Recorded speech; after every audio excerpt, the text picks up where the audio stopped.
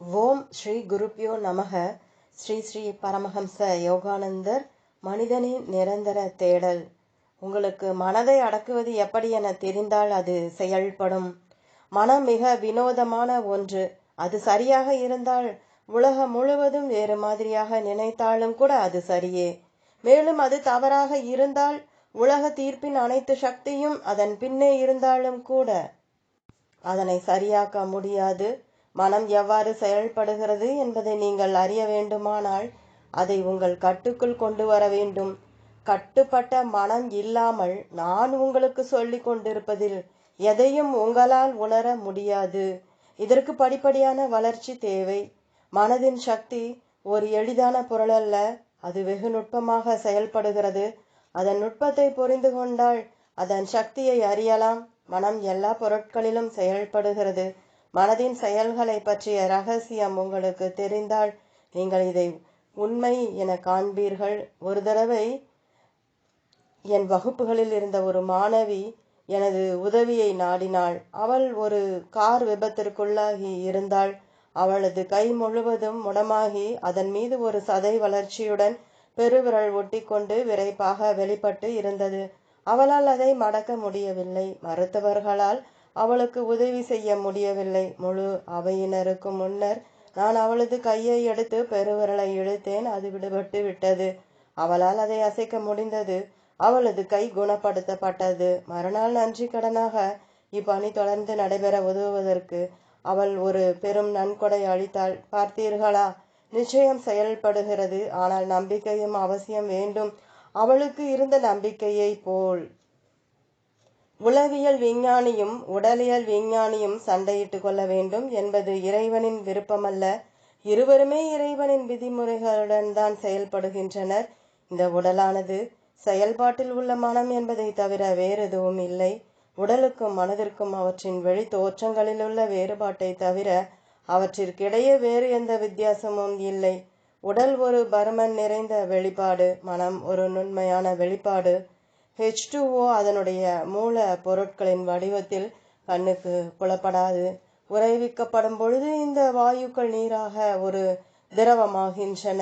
நீர் உறையும் பொழுது அது பனிக்கட்டியாக ஒரு திடப்பொருளாகின்றது. எப்படியானாலும் கண்ணுக்கு புலப்படாத H2Oவும் அதாவது நீரும் திட பனிக்கட்டியும் அடிப்படையில் வேறானவை அல்ல. எவ்வாறு H2O நீராகவும் பனிக்கட்டையாகவும் தோற்றமளிக்க முடிகிறதோ அதுபோல் மனது உயிராகவும் உடலாகவும் தோன்ற முடியும். மின்னாற்றல் வாய்ந்த அல்லது திரவ உயிர் மற்றும் திட ஸ்தூல உடல் மனம் கண்ணுக்கு புலப்படாத மனிதன் அல்லது ஆன்மாவாகும். உயிர் அல்லது பிராணன் திரவ மனமாகும். மேலும் உடல் பருமனான அல்லது திட மனமாகும். ஒரு எளிய தத்துவம் தான். ஆனால் அனுபூதி அடைதல் மிகவும் கடினம். உங்கள் மனதின் வலிமையினால் உடலிலுள்ள உயிரிலும் உடலிலேயும் கூட நீங்கள் மாற்றங்களை செய்ய முடியும். உங்கள் மனதை தவிர உடலுக்கு வலிமையை தருவது வேறு எது? உடலின் ஆரோக்கியமான தூண்டுதல் மூலம் மனதை நீங்கள் நல்லவாறு உணர செய்யலாம். உயிரின் தூண்டுதல் மூலம் நீங்கள் மனதையும் உடலையும் நல்லவாறு உணர செய்யலாம். அவை அனைத்தும் ஒன்றுக்கொன்று தொடர்புடையவை. உடல் மனதை பாதிக்கிறது மற்றும் மனம் உடலை பாதிக்கிறது. ஏனெனில் அவை தங்களுக்கு இடையே தொடர்புடையவை. எனவே மனதின் மூலமாக உடலையும் உடலின் மூலமாக மனதையும் பாதிக்க முடியும். இதனால் தான் பலர் மகிழ்ச்சியாக இருக்க வேண்டுமெனில் மது அருந்தியாக வேண்டும் என நினைக்கின்றனர். மீண்டும் உடலுக்கும் மனதிற்கும் இடையேயான தொடர்பு.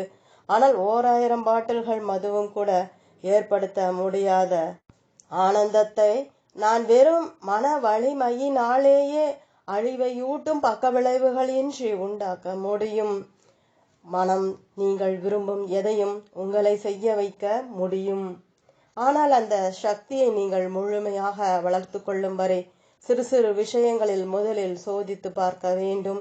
மன வலிமையை வளர்த்து கொள்ள நீங்கள் இடைவிடாமல் உழைக்கவில்லை எனில் திடீரென்று அதனை முழுமையாக சார்ந்திருக்க முயல வேண்டாம். உடலின் மீது மனம் உண்டாக்கும் விளைவுகளை குறைத்து மதிப்பிட வேண்டாம். ஆனால் மனதின் சக்தி செயல்படுகிறது என்று நீங்கள் அறிந்து கொள்ளும் வரை மனதை படிப்படியாக வளர்க்க வேண்டும் என்பதை நினைவில் கொள்ளுங்கள். எப்பொழுதும் மருந்துகளையே உட்கொள்கிறவர்கள் மருந்தையும் மருத்துவர்களையுமே முழுதும் சார்ந்து உள்ளவர்களாக ஆகிவிடுகிறார்கள். ஆனால் மன வலிமையின் மீது வெறி ஆர்வம் உள்ளவர்களோ மருத்துவ உதவி தங்களுக்கு தேவைப்படும் பொழுது அதனை மறுத்து பெரும்பாலும் தமக்கு தாமே பெரும் தீங்கிழைத்துக் கொள்கின்றனர். இறைவனின் விதிமுறைகளை பற்றிய உங்களுடைய அறியாமைக்கு நீங்கள் மன்னிக்கப்பட மாட்டீர்கள். அதன் விளைவுகளினால் நீங்கள் துன்பப்பட்டு தீர வேண்டும். நீங்கள் பகுத்தறிவை பயன்படுத்த வேண்டும். வெட்டுப்பட்ட விரலின் மீது அயோடின் தடவுதல் போன்ற சிறு பரிகாரங்களை திறந்து வைத்து உபயோகிப்பது சரியே. மனம் குணப்படுத்திவிடும் என கூறிக்கொண்டு நோய் பரவும் அபாயத்திற்கு ஆளாவதில் என்ன அர்த்தம் உள்ளது? உங்கள் விரல் உடைந்து விட்டால் உங்கள் மனம் அதை நேர்படுத்திவிட முடியுமா? அது மறுபடி நேராக வளர்வதற்கு ஏதுவாக அதை சரியாக பொருத்தி வைக்க வேண்டும் என பகுத்தறிவு உங்களுக்கு தெரிவிக்கிறது. எந்த வகையிலாயினும் இறுதியாக குணப்படுத்துவது மனம்தான். மனோசக்தி முழுமையாக வளர்ச்சி பெறாத நிலையில் பகுத்தறிவு பரிகாரங்கள் குணப்படுத்துவதற்கு உதவும் விதிமுறைகளுக்கு ஒத்துழைப்பையும் ஆதரவையும் மட்டுமே அளிக்கின்றன. மனம் எதிர் மற்றும் நேர் விளைவுகளை ஏற்படுத்த முடியும். மனம் மிகவும் தந்திரமானது. அது எதிர் மற்றும் நேர் விளைவுகளை ஏற்படுத்த முடியும். ஒரு தடவை என் சகோதரிக்கு தொண்டை புண் இருந்தது. எனக்கு நினைவிருக்கிறது. அது போன்ற பயங்கரமான புண்ணை நான் பார்த்ததில்லை. அவளால் சாப்பிட முடியவில்லை. அவள் என்னிடம் அழுதாள். நீ எதையாவது செய்து எனக்கு உதவு. நான் கூறினேன், உன் மனம்தான் இந்த தொண்டை புண்ணை உண்டாக்கி கொண்டிருக்கின்றது. உணவை கொண்டு வந்து அவளை சாப்பிடுமாறு கூறினேன். என் கையை அவளது தொண்டையின் மேல் வைத்து என் எண்ணத்தின் சக்தியை அங்கு செலுத்தி கொண்டு இருந்ததை அவள் அறியவில்லை. ஆனால் அவள் அறிந்த முதல் விஷயம் அவள் வலி எதுவும் உணராமல் உண்டு கொண்டிருந்தாள் என்பதுதான்.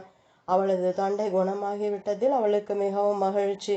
நான் சென்றவுடன் அவள் எழுந்திருந்த ஒரு கண்ணாடியில் தன் தொண்டையை கண்டாள். அவளிடத்தில் புண்கள் இன்னும் இருப்பதை கண்டவுடன் வழி திரும்பியது. அவள் அலறினாள். நான் வீட்டிற்கு திரும்பிய போது அவளுடைய வேதனையை கண்டு வினவினேன், நீ என்ன செய்தாய்? நான் என் தொண்டையை பார்த்தேன். அவள் பதில் அளித்தாள். நான் கூறினேன், இறைவனின் ஒளியில் உனது தொண்டை முழுவதும் நலமாக இருந்ததை நான் கண்டேன். அதனால் தான் நீ குணமாகினாய். ஆனால் நீயோ நோயை கண்டாய். அதனால் தான் நீ வலியை உணர்கிறாய். பிறகு நான் அவளிடம் கூறினேன், இந்த நீரை பருகு.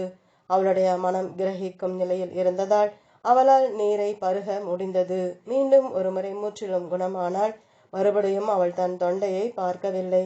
எனவே பாருங்கள், மனதிற்கு இதில் பெரும் பங்கு உண்டு. தவறான எண்ணங்களால் காக்கப்படும் நரம்பு சம்பந்தமான நோய்களில் மனதின் சக்தியை சரியாக பிரயோகித்தால் அவை துரிதமாக குணமடைவதற்கு மனம் உதவி புரியும். வேறு ஒரு சந்தர்ப்பத்தில் லாங் பீச்சில் இருந்த என் நெருங்கிய நண்பர் ஒருவரின் மனைவி என்னை பார்க்க வந்திருந்தாள். அவளது தொண்டை ஒரு விபத்தின் காரணமாக செயலிழந்து விட்டிருந்தது. அவள் என் உதவியை நாடி வந்திருந்தாள். என்னால் எதையும் உண்ண முடியவில்லை. அவள் என்னிடம் கூறினாள், ஒரு குழல் மூலம்தான் எனக்கு உணவளிக்கப்படுகிறது. நான் வினவினேன், உங்களால் பால் குடிக்க முடியுமா? முடியாது. அவள் பதிலளித்தாள். நான் திரவத்தை குடிக்க முயன்றால் உடனேயே என் தொண்டையில் இசிப்பு வந்து விடுவதால் நான் விழுங்கவே முடிவதில்லை. ஆனால் அவை அனைத்தும் உங்கள் மனதில் தான் உள்ளன. நான் கூறினேன், இன்று நீங்கள் ஒரு குவளை பால் குடித்தால் ஒழிய இங்கிருந்து போக முடியாது. அவர் புன்னகை புரிந்தாள். பால் கொண்டு வரும்படி நான் கூறினேன். இப்பொழுது இதை பருகுங்கள், நான் உறுதியாக கூறினேன். மருத்துவர்களும் முந்தைய அனுபவங்களும் அவள் மனதில் ஏற்படுத்தியிருந்த தடைப்படுத்தும் எண்ணங்களால் அவள் குடிக்க முடியாது என்று அவள் நம்ப வைக்கப்பட்டிருந்தாள். ஆனால் என் எண்ணம் அதைவிட வலிமையாக இருந்தது. ஏனெனில் மனம்தான் எல்லா நரம்புகளையும் உயிரணுக்களையும் கட்டுப்படுத்துகிறது. ஆனால் அவரால் குடிக்க முடியாது என்று அவள் உறுதியாக நம்பும் அளவிற்கு அவளுடைய மனம் சந்தேகத்தால் விஷமாக்கப்பட்டிருந்தது. எனவே முதல் மடக்கு பால் அவளது வாயிலிருந்து வெளிவந்து விட்டது. நான் கூறுவது தவறு என அவள் உறுதியாக நம்பினாள். அப்பொழுது நான் கூறினேன், நான் அதையே உறுதியாக சொல்கிறேன். அந்த குவளை பாலை பருகும் வரை நீங்கள் இந்த அறையிலிருந்து போக முடியாது. நிச்சயமாக முடியாது என அவள் விவாதித்தாள். ஆனால் நான் அவளுடைய எதிர்மறை எண்ணங்களை முறியடிக்க என்னுடைய அதிக வலிமையான எண்ணங்களை பிரயோகித்தேன். அவள் மறுபடியும் முயற்சித்தார். இம்முறை அவளால் விழுங்க முடிந்தது. அவள் குணமாக்கப்பட்டாள்.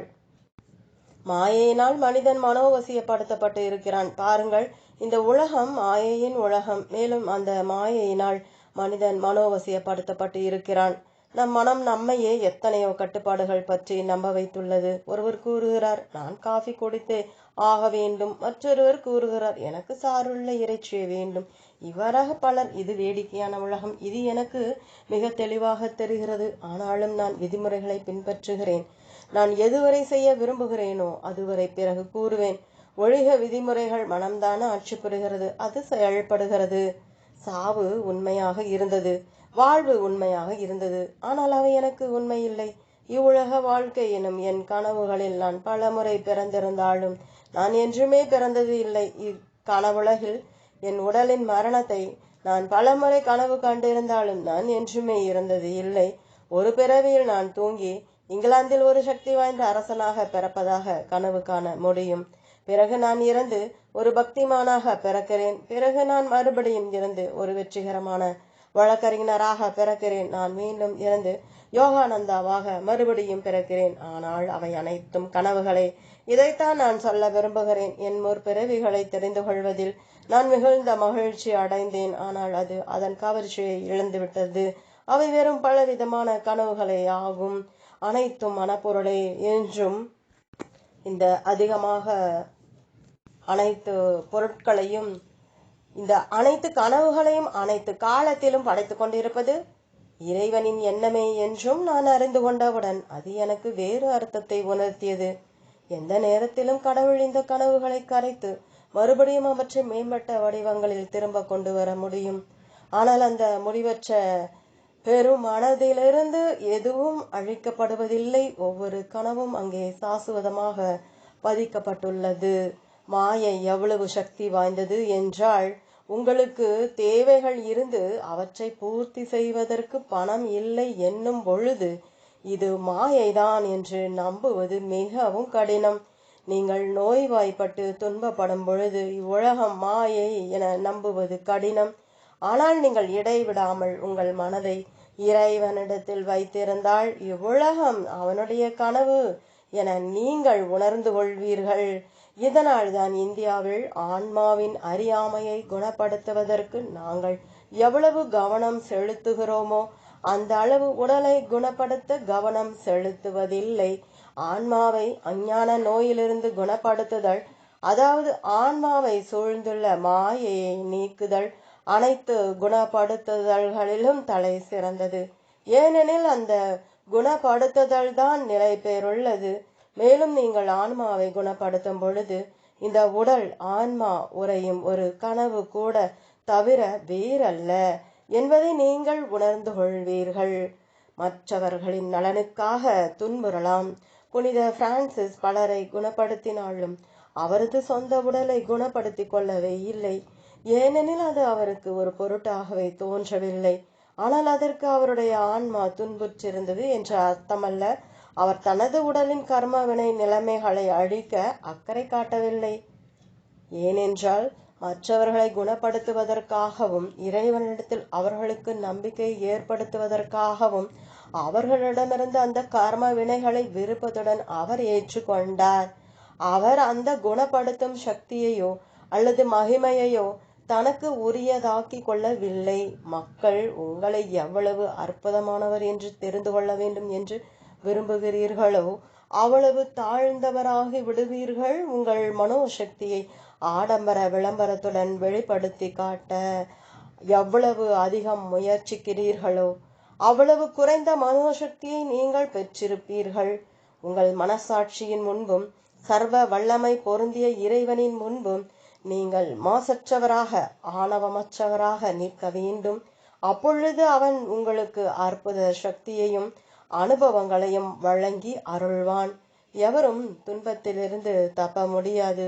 இயேசுநாதர் கூட துன்புற்றார். அவர் நோய்வாய்ப்பட தேவையில்லை எனினும் அவர் தன் சொந்த சரீரத்தில் மற்றவர்களின் பாவங்களையோ அல்லது கர்ம வினைகளையோ ஏற்றுக்கொண்டதனால் சிலுவையின் மீது அவர் பெருந்துன்பமுற்றார்.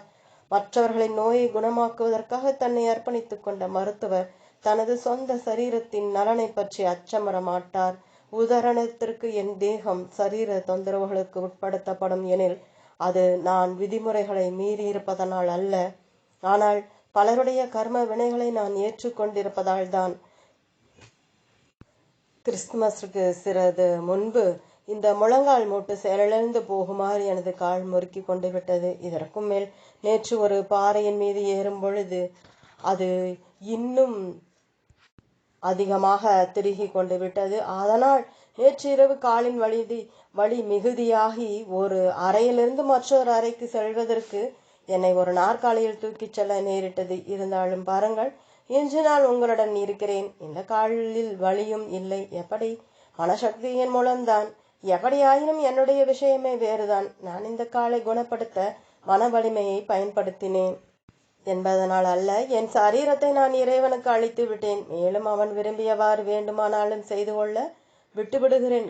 கிறிஸ்துமஸிற்கு இந்த கால் எனக்கு தொந்தரவு கொடுத்து வந்தாலும் இவ்வாறான சத்சங்க நிகழ்ச்சிகளுக்கு நான் வர வேண்டிய நேரம் வரும்பொழுது நான் கேட்காமலேயே இறைவன் எல்லா வழியையும் அகற்றி விடுகிறான். என் முழங்கால் மூட்டு அதிக பாதிப்பு அடைந்திருந்ததால் இன்றிரவு பேச வரவேண்டாம் என பக்தர்கள் என்னை வற்புறுத்தினார்கள். ஆனால் என்னை வரவேண்டாம் என கேட்டுக்கொண்டதற்காக நான் அவர்களை கடிந்து கொண்டேன். துன்புறுதலோ இல்லையோ, இறைவனின் சித்தம் எதுவோ அதுவேதான் என் சித்தமும். பாருங்கள், இன்று மாலை நான் இங்கே உங்களுடன் இருக்கிறேன். இறைவனின் அருளால் இன்று இரவு இங்கே உங்களுடன் இருக்க 3 மாடிகள் இறங்கி நடந்து வந்துள்ளேன். மாயையிலிருந்து விடுபட இறைவனிடத்தில் விழித்தெழுங்கள். எனவே இதுதான் மிகச்சிறந்த முறை. இறைவனை அதிகம் சார்ந்திருங்கள். இறைவனின் சக்தி மிக உயர்வானது. அவனுடைய குணப்படுத்தும் திறனை பெறுவதற்கு மிகச்சிறந்த திறவுகோள் அந்த எல்லையற்ற சக்தியினிடம் நம்பிக்கை வைப்பதாகும். மேலும் அதே சமயம் உங்கள் சரீரம் ஒரு கனவென்று உணர்ந்து அதற்கு அதிகம் கவனம் செலுத்த வேண்டாம். எதற்கு? அதை பற்றி அவளுக்கு அதிகமாக அக்கறை காட்ட வேண்டும். சரீரத்தை பற்றி நியாயமான அக்கறை எடுத்துக்கொண்டு பின்னர் அதை பற்றி நினைக்காதீர்கள். சரீரத்தை பற்றி அக்கறை கொள்ள வேண்டாம் என கிறிஸ்து கூறிய பொழுது அவர் இதைத்தான் குறிப்பிட்டார். மேலும் இறைவனை பற்றி இடைவிடாத விழிப்புடன் இருங்கள். உங்கள் மனதை அவன் மீது வைத்திருங்கள். அதனால் இவ்வுலகம் அவனது கனவு என்பதை அவன் உங்களுக்கு காண்பிக்க நேரலாம். நியாயமாகவும் அறிவுபூர்வமாகவும் சரீரத்தை மறுக்காமல், ஆனால் இறைவன் திடீரென்று மாயையின் கட்டுக்களை விளக்கும் அளவு அவன் நினைவிலேயே வாழ்ந்தீர்களானால் நீங்கள் வற்புறுத்த அஞ்சும் இந்த பலவீனமான சரீரம் அவனுடைய என்ன கருத்தே என்பதும் நீங்கள் அச்சமுறுவதற்கு ஒன்றுமே இல்லை என்பதும் உங்களுக்கு தெரிய வரும். இதுதான் பரிபூரண நிலை. இதனால் தான் இயேசுநாதர் கூறினார், இந்த ஆலயத்தை சரீரம் அழியுங்கள், 3 நாட்களில் நான் அதை எழச் செய்கிறேன். நான் இன்றிரவு இதை பற்றி சொல்லிக் கொண்டிருக்கிறேனோ, அதாவது மனம்தான் அனைத்தும் என்பதை அவர் உணர்ந்திருந்தார். பெரும்பாலானோருக்கு அவர்களுடைய கர்ம வினையின் குறிப்புரை மிகவும் வலிமையாக இருப்பதால் இந்த இறை தத்துவத்தை அவர்களால் புரிந்து கொள்ள முடியாது. ஆனால் நினைத்து பாருங்கள், எத்தனை முறை ஸ்தூல சரீரத்துடன் இவ்வுலகில் பிறந்திருப்பீர்கள். மேலும் எத்தனை முறை தீய பழக்கங்களை உண்டாக்கி அவற்றை வென்றிருப்பீர்கள். எத்தனை முறை மகிழ்ச்சியையும் துக்கத்தையும் இன்பத்தையும் நோயையும் முதுமையையும் மரணத்தையும் அனுபவித்து இருப்பீர்கள். நீங்கள் இந்த சுய மனோவசியத்தில் எத்தனை காலம் தொடர்ந்து இருப்பீர்கள்? அதிலிருந்து வெளியே வாருங்கள். பகவான் கிருஷ்ணர் போதித்தார், இத்துயர கடலிலிருந்து மீள்க ஓ அர்ஜுனா. ஒப்புயர்வற்ற இறைவனுடன் ஒன்றியிருங்கள். இறைவனிடத்தில் விழித்தெழுங்கள். அவனில் நீங்கள் விழித்தெழுந்த உடனேயே அச்சம் என்பதே இருக்காது. ஒரு காலத்தில் மிகவும் உண்மையானதாக இருந்த இந்த உடல் இனிமேல் எனக்கு ஒரு பொருட்டல்ல. சில சமயங்களில் என் உடல் அசைவற்று உயிரற்று கிடப்பதை நான் காண்கிறேன். பகவத்கீதை அத்தியாயம் 12 ஸ்லோகம் 7. எவனுடைய ஆன்மா என்னை உறுதியாக பற்றி கொள்கின்றதோ அவனை நான் வாழ்க்கையின் துயர மற்றும் மரண கடலிலிருந்து விரைவாக மீட்பேன். என்னை நீ பற்றி கொள். நான் ஒரு கனவிற்குள் வேறொரு கனவை காண்கிறேன். இந்த உலக கனவிற்குள் இந்த இறந்த சரீரத்தின் கனவு. ஆனால் நான் என் உள்ளுக்குள் நோக்கி பரமாத்மாவை கண்டவுடன் எந்த கனவுமே இல்லை. இவையெல்லாம் உண்மையான அனுபவங்கள். நீங்கள் ஒரு சிறிது குணமாவதற்காக மன வலிமையை தொடர்ந்து பிரயோகிக்கும் பொழுதே வேறொரு தொந்தரவு வந்து விடுவதை காண்கிறீர்கள். அதைவிட இறைவனின் மடியில் இருக்க உன்னத ஆன்மீக முயற்சியை மேற்கொள்ளவும். இந்த உடல் ஒரு கனவு மற்றும் அதனுடைய ஆரோக்கியம், நோய் மற்றும் வாழ்வு, சாவு ஆகிய அனுபவங்களினால் நீங்கள் பாதிப்படைவதில்லை என்பதை காணவும் நீங்கள் விரும்ப மாட்டீர்களா? உங்கள் ஆன்மா மாயையிலிருந்து குணமாக்கப்பட்டு நீங்கள் உடலின் கனவு தன்மையை உண்மையாகவே உணரும் பொழுது இறைவன் சரீரத்தை குணமாக்கி இருப்பதை நீங்கள் காண்பீர்கள். புனித பிரான்சிஸை போல நீங்களாகவே மற்றவர்களுக்கு உதவி புரிய விரும்பினால் ஒழிய நீங்கள் மறுபடியும் துயரப்பட மாட்டீர்கள். இப்பொழுது நீங்கள் புரிந்து கொள்ள முடியாதவாறு இது மிக ஆழ்ந்த கருத்தாக இருக்கலாம். ஆனால் நீங்கள் இந்த உதாரணத்தை புரிந்து கொள்ள முடியும். தாங்கள் மருத்துவமனையில் இருப்பதாக இருவர் தனித்தனியாக கனவு காண்கின்றனர். ஒருவருக்கு குணமாகி விடுகிறது, மற்றொருவர் நோயுற்றவாறே இருக்கிறார். முதலாம் அவர் நினைக்கிறார், ஆஹா, நான் எவ்வளவு மகிழ்ச்சியாக இருக்கிறேன், எவ்வளவு ஆரோக்கியமாக இருப்பதாக நான் உணர்கிறேன். மற்றொருவர் நினைக்கிறார், நான் மிகவும் நோயுற்று இருக்கிறேன், என் நிலை எவ்வளவு பரிதாபமானது. ஆனால் அவர்கள் தங்களுடைய கனவுகளிலிருந்து விழித்தவுடன் தாங்கள் நோயுற்றும் இல்லை, குணப்படுத்தப்படவும் இல்லை என்பதை இருவரும் உணர்கிறார்கள். உண்மையில் நோயோ அல்லது ஆரோக்கிய குறைவோ இல்லவே இல்லை. மாயை இந்த அனுபவங்களை ஏற்படுத்துகிறது. அனைத்தும் இறைவனின் உறைந்த எண்ணமே, இறைவனின் உறைந்த கனவே என்பதை நீங்கள் உணர்ந்தவுடன் பின்னர் அவனுடைய இந்த லீலையை நீங்கள் பொருட்படுத்த மாட்டீர்கள். நோய் மற்றும் ஆரோக்கியம் என்னும் கனவிலிருந்து, இருமை கனவிலிருந்து நீங்கள் விழித்து கொண்டு விட்டீர்கள். ஒரு அற்புத குணமாக்கல். என் ஆரம்ப நாட்களில் நான் பெருமளவு குணமாக்குதலை செய்து கொண்டிருந்தேன். ஆனால் மக்கள் வெறும் சரீர குணமாக்குதலை மட்டுமே விரும்புகிறார்கள் என்பதை கண்டேன். அவர்கள் குணமானவுடன் அவர்கள் மறுபடியும் வரவே இல்லை. என்றும் நிரந்தரமான ஆன்ம குணமாக்கலில் வெகு சிலரே ஆர்வம் காட்டுகின்றனர். இந்த லோகாயத்த வாழ்வின் இன்பம் வரும் போகும். ஆன்மீக வாழ்வின் ஆனந்தம் என்றும் முடிவராது. என் வாழ்க்கையின் ஒப்பற்ற அனுபவங்களிலிருந்து ஒன்றை உங்களுக்கு நான் கூறுகிறேன். 1935 நான் இந்தியாவில் இருந்த பொழுது என் பால்ய நண்பர்களில் ஒருவருக்கு அறிமுகமானவரின் மனைவி மிகவும் நோயுற்றார்.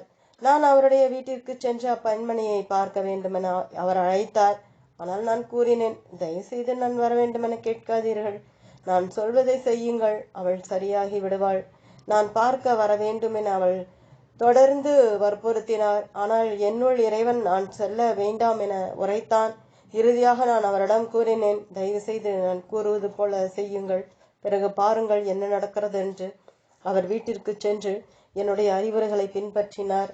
அவளுடைய காய்ச்சல் நீங்கிவிட்டது. ஆனால் மறுநாள் பிற்பகல் 3 மணிக்கு மீண்டும் காய்ச்சல் வந்தது. அதன் பிறகு ஒவ்வொரு நாளும் அதே சமயத்தில் காய்ச்சல் வந்தது.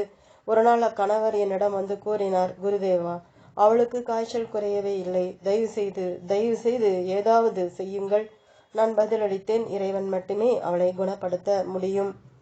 அவர் வேண்டினார், நீங்கள் ஒருமுறை வந்தால் அவள் குணமாகி விடுவாள். நான் எனது கண்டிப்பை தளர்த்தினேன். ஆனால் நான் அவர் வீட்டிற்கு சென்ற பொழுது காய்ச்சல் தீவிரமாக அதிகரித்தது. ஒரு சில நாட்கள் கழித்து அப்பொழுதுதான் வெளியே எங்கேயோ செல்வதற்காக நான் மோட்டார் காரில் இருந்த பொழுது அக்கணவர் அழுது கொண்டே வந்தார். என் மனைவி இறந்து கொண்டிருக்கிறாள். நான் காரில் அமைதியாக அமர்ந்து ஆழ்ந்து பிரார்த்தனை செய்தேன். நான் பிரார்த்தித்த உடனேயே என் பிரார்த்தனை நிறைவேற்றப்படும் என எனக்கு தெரிந்தது. நான் அவருடைய வீட்டிற்கு சென்றேன்.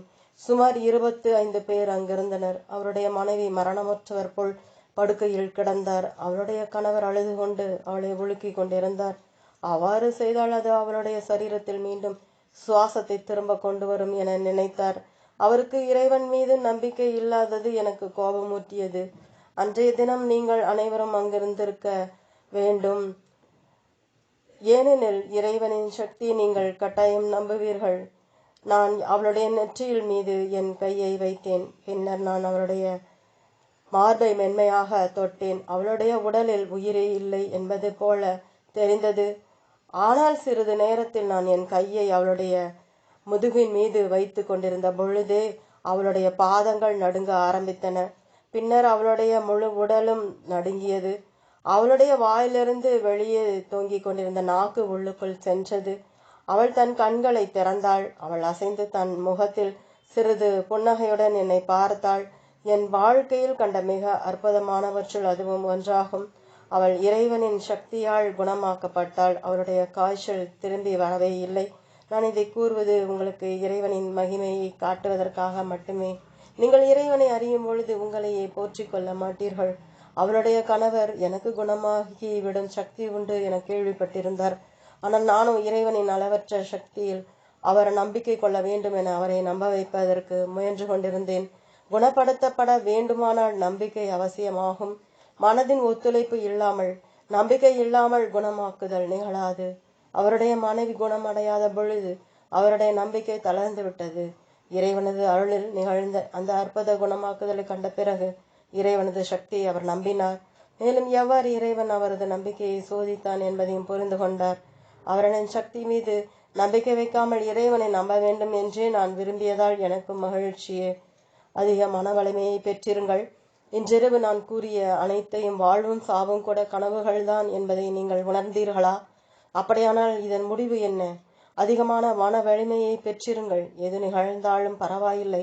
வாழ்க்கையில் எதையும் துணிவுடன் சந்தித்து நிலை குலைந்து விடாமல் இருக்கக்கூடிய மன வலிமையை வளர்த்து கொள்ளுங்கள். நீங்கள் இறைவனை நேசித்தால் உங்களுக்கு விசுவாசம் இருக்க வேண்டும். மேலும் சோதனைகள் வரும் பொழுது தாங்கிக் கொள்ள தயாராக இருக்க வேண்டும். துன்பத்தை கண்டு அஞ்சாதீர்கள். உங்கள் மனதை மகிழ்ச்சியுடனும் நம்பிக்கையுடனும் வலிமையுடனும் வைத்திருங்கள். உங்களுடைய அனுபவம்தான் மிகவும் முக்கியமானது. சாதாரண விஷயங்களில் சரீரத்தை பாதுகாத்துக் கொள்வதற்கு ஒருவர் பகுத்தறிவு பரிகாரங்களை கையாள வேண்டும் என்பது யோகதாவின் கருத்தாகும். சுய குணமாக்குதலானது நல்ல கர்மவினை, தகுந்த உணவு, சூரிய வெளிச்சம், உடற்பயிற்சி மற்றும் இறைவனின் எங்கும் நிறைந்த குணமாக்கும் சக்தி மனதில்தான் உள்ளது என்ற இடையறாத நம்பிக்கை ஆகியவற்றை பொறுத்திருக்கிறது. மனோசக்தியின் மீது நீங்கள் அதிகமாக சார்ந்திருக்கும் வகையில் மனதை படிப்படியாக வலுப்படுத்துங்கள். அதனால் ஒவ்வொரு நாளும் மேலும் நலம் பெறுவீர்கள். முரண்பட்ட சந்தர்ப்பங்களில் கூட ஆக்கப்பூர்வமான எண்ணங்களை எண்ணுங்கள். இன்னல் காலங்களில் சமநிலை மனப்பாங்கை கடைபிடியுங்கள். நீங்கள் சரீரம் இல்லை, ஆனால் ஆன்மாதான் என்பதை உணர்ந்து சரீரத்தின் கோரிக்கைகளுக்கு குறைந்த கவனம் செலுத்துங்கள். 1 to 3 நாட்கள் வரை உபவாசம் இருக்க கற்றுக்கொள்ளுங்கள். எதையாவது சாப்பிடக்கூடாது என்று நீங்கள் நினைத்த மாத்திரத்திலேயே அதை தவிர்க்கவும். இவை எல்லாம் மனோசக்தியை வளர்க்கும் முறைகள் ஆகும். எல்லாவற்றிற்கும் மேலாக தினமும் ஆழ்ந்து தியானம் செய்யுங்கள்.